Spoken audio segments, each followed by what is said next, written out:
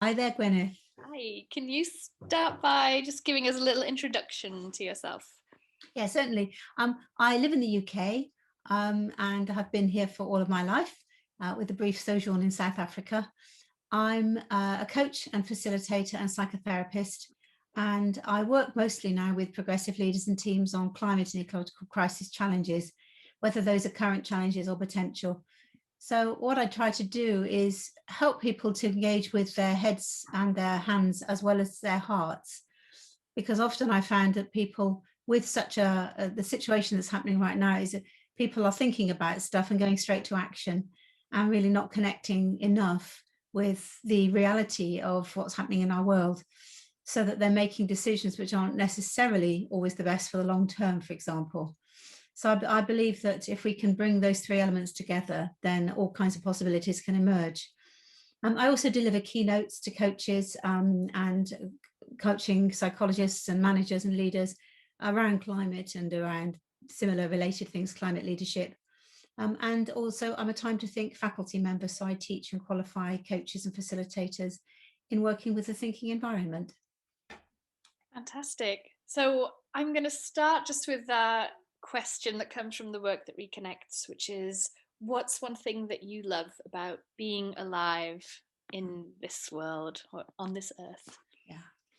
Well, lovely. Well, having just finished myself training to be a Work That Reconnects facilitator, this question is really very fresh for me. So it's a delightful question to ask.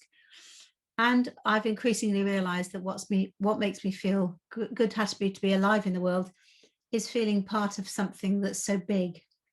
So is a sense of belonging to the planet in a way that I didn't feel or wasn't so aware of before. I feel I belong with this earth and I'm part of it. And I think, like many, perhaps I've not seen myself as part of nature so much. So for the last 3 years, definitely I feel glad to be alive and a part of this wonderful, thriving, beautiful, currently beautiful in some places, increasingly less so in others, but beautiful world. Great. And that just made me want to ask you, was there a moment when you suddenly realized, oh, I am part of nature? Um, no, it's not necessarily. It's being a growing awareness, I'd say, the last 3 years. I mean, I don't have a moment when I realized the shocking scale of devastation to our world, which I've written about in Coaching Today magazine, when I just heard a statistic that really hit me about, of all things, butterfly decline. But no, I've been increasingly aware of feeling more connected over a period of time.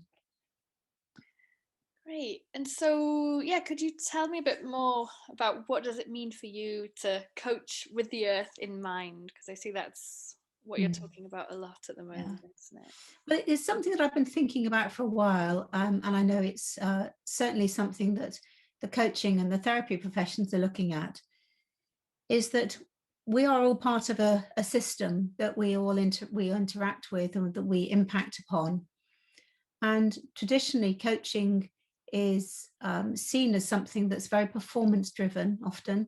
It can be quality and lifestyle driven, but it's often got this edge of, reaching your full potential and being the best you can and all of those sorts of things. But I think that the focus in the last few years has been so much in many ways on the individual that the wider picture has got lost. So I'm a great fan in thinking, rather than how can I be the best version of myself, is how can I create the best version of this world while I'm here? And so that begs the question then is, if I've got the earth as a wider stakeholder in my mind, how does that impact the way I work and the choices I make and the things that I say and do and the things that I support my clients in saying and do? And so from that really developed this idea of we need to work with our head and our heart and our hands, and help our clients to do that. And seems to be a big challenge for the coaching profession, because they're very concerned about bringing in an agenda that the client hasn't brought in.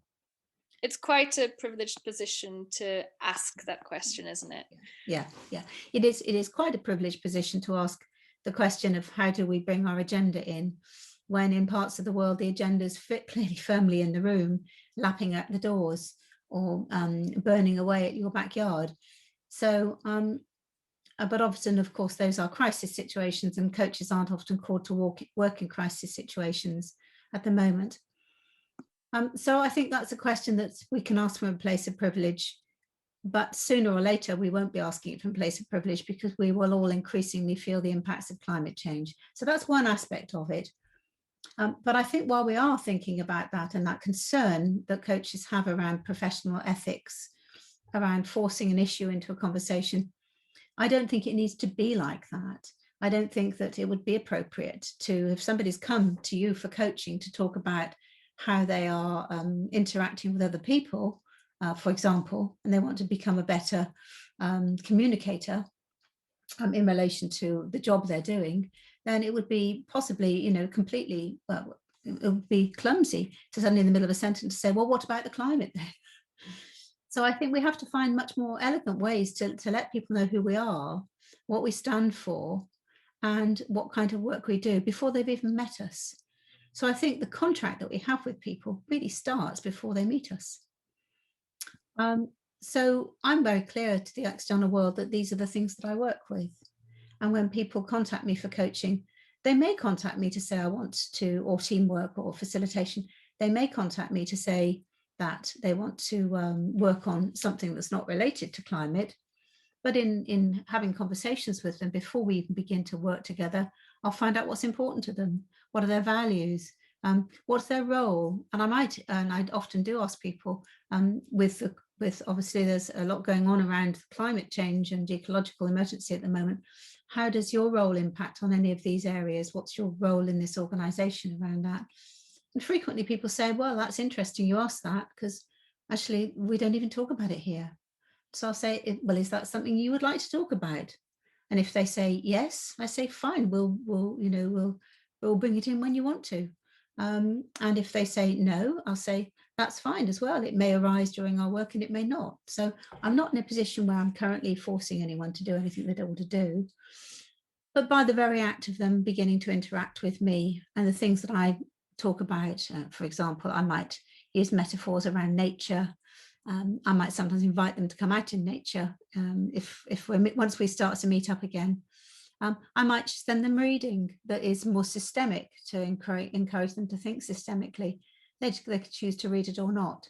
I don't force anything on people. I think that's really important, that we meet people where they are, but we help them to move further along the path to a greater awareness if they wish to. And if they don't, then I don't want to coerce anyone.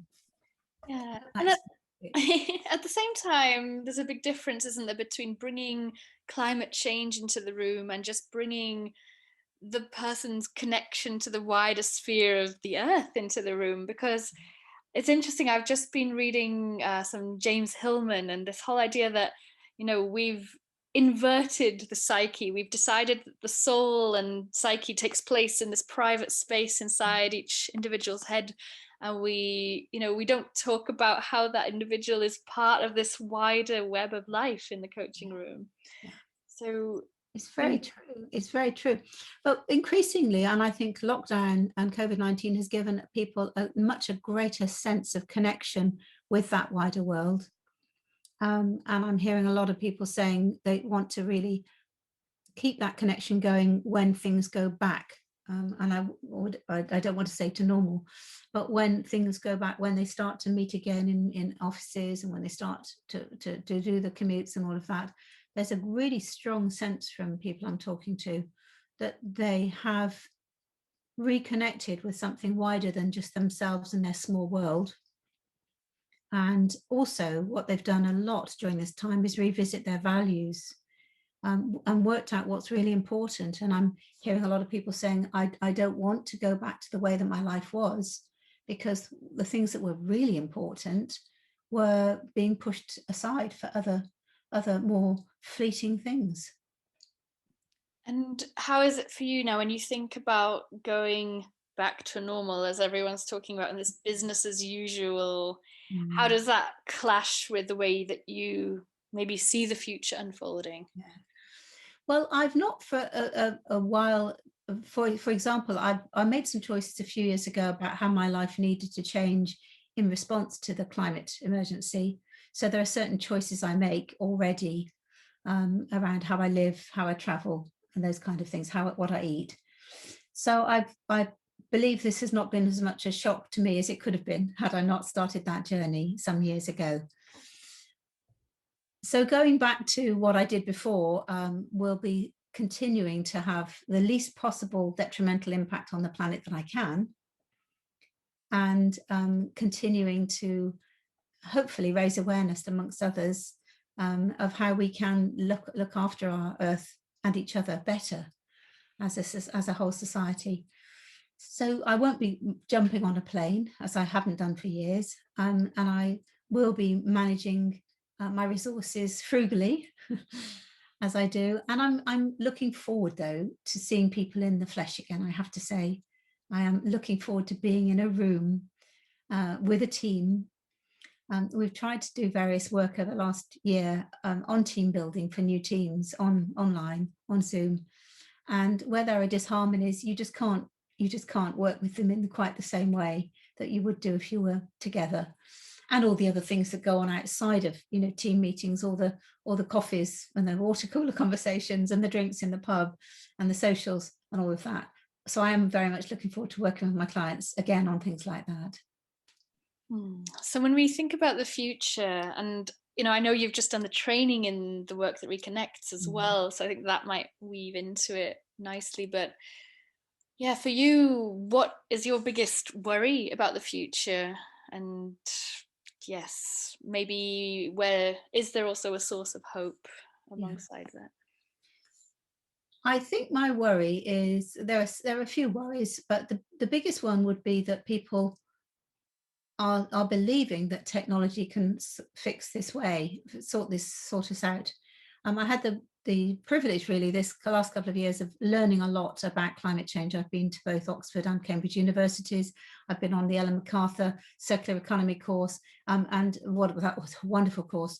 But all were actually. But what I'm just noticing amongst many of the people that I interact with is that there's a race to find solutions that will fix the world and let us carry on in the way we're still doing. So sustainability can, to some people, not all, but can to some people mean we want to just keep doing what we're doing, but we'll do it in a less harmful way. Whereas my sense is we need a reshift, a massive reshift, a reshift of our values, of our financing systems, of the way we live with and work with and treat each other, that it really needs a revisit. And my worry is that if all we do is throw technological solutions at things, is we'll just end up having something more of the same in the next few years, having actually not fixed some of the fundamental fairness principles of life on Earth. And I guess along with that, my fear is that some of the technology actually won't work anyway. And whenever you put something in the way of nature, it affects something. So if we replace, for example, all our energy with wind farms, as the UK is suggesting, we're going to be the world leader in wind farms, it has a massive impact on the environment around it. So if we just want to keep continuing to consume more and more and more, and keep building new things and building dams and building wind farms and the like, we are not redefining the way we live enough to actually allow our fellow beings on this planet to live a good life too. Oh, absolutely. And now I'm reading these ideas about seeding some sort of chemicals into the atmosphere to dim the sun, and it's completely madness, really. Oh yeah. It's almost as if because humans think of themselves as intelligent, which we are in some ways, not all. It's this godlike drive we've got in us to be the inventor, to be the manipulator, to be the controller of our natural world, and that's gone too far, as far as I'm concerned. Yeah. And is there hope for you, and where does it lie? Yeah. There is my hope does fluctuate from devastated to ecstatic, really. And I think my hope arises mostly in connection with people, because for every conversation that I have, like this one, people are having them all over the world right now. People are finding their voice. People are rising up against unfairness in all kinds of ways. And, you know, something I didn't mention before is that I'm a speaker with Extinction Rebellion, and I train others in non-violence. And there are many people whose voices are now being heard for the first time in a very long time. So people coming together to share love for the world, to share love for each other, to move away from, as somebody said the other day, to ego-centric thinking to eco-centric thinking, to move from I to we, is happening all over the world. Hundreds of millions of conversations are happening right now, and awareness is increasing as well. And there now also seems to be a sense of urgency. The urgency should have been 30 years and more ago. But however, I am sensing a sense of urgency. So I do have hope. I don't think we'll have the world that we've got now. But the world is changing anyway. And, you know, the world that my grandparents born into is a massively different world from now. So there will be progression. There will be, though, what I worry most about, what makes me lose hope, is the suffering that will happen along the way to the other place that we're going to. The suffering of humans, the suffering of animals, the suffering of species, the actual daily pain, daily grief that people experience, the daily grief that animals experience when they can't feed their young, or they can't make their flights, or they can't lay their eggs, or the plants that can't grow where they want. I don't know if plants feel grief, but certainly they are massively have an intelligence of their own. So that's what worries me along the way, is the loss and the felt loss for many aspects of life along the way, and the suffering. But apart from that, I am hopeful. And has the work that reconnects, or any of the other things actually that you've been working with, has that helped you to process those feelings? Oh, very much so. Very much so. When I first joined Extinction, when I first sort of found out how bad things were, then a few months later, Extinction Rebellion formed, and I was straight in and thought, this is absolutely what I need to do and what I need to be and how I need to get my voice heard. And I plunged myself into getting busy. Just lots of action, lots of teaching, and lots of, my diary was just crammed. I took 4 or 5 months off work and just got really involved. And now even though I knew what I was doing, it was a form of diversion from my grief. But I just thought, well, I'll go with this because this is what I feel I need to do. And of course, this is what I see other people doing. They go straight from knowing something to acting on it. And what the work that Reconnects has done is really enable me to really feel, and as we say in Active Hope, to honour my pain, and to experience gratitude for the wonderful things that we do have, and then to see that with new eyes, and then I can move forward from there. And I was trying to move forward without really honouring my pain or even actually experiencing gratitude. I was just kind of in hyper mode. So that work's done, and I want to bring more of those kind of things to the work that I'm doing with leaders and teams. They may not respond well to the idea of having grief circles, for example, but I certainly think we can do some really great work around helping people to really feel connected and passionate, and to think about what their vision is and how they would feel if that vision was reenacted versus how they feel right now, and what feelings they're currently pushing away in order to survive on a daily basis. So I think I'm hoping that I can bring some of those lenses to help people to really connect, and have a brave heart as a result of that. We only get bravery really through opening our heart open, don't we? And I'd love to hear if in a few months you manage to bring a grief circle into a corporation. I'm really looking forward to hearing how that goes. Yeah, well, it won't be called that, and it may not turn into that, but it may be certainly somewhere a way that people can honour their pain in a safe way that enables them to do the work that they need to do. And yeah, is there anything else that you want to share before we wrap up? Anything that feels important to say? I think I think there is one thing, which is right now we've all been through a lot, and we are, all looking forward to, coming out of lockdown and planning ahead and making our lives different. And to anyone who's reading this, and if they're hearing this, they're probably already thinking as we do anyway, because that would be the audience that our kind of talks attract. But I would just urge everybody to really think about looking at what are the really good parts for those who are fortunate enough to have had some benefit from this period of lockdown.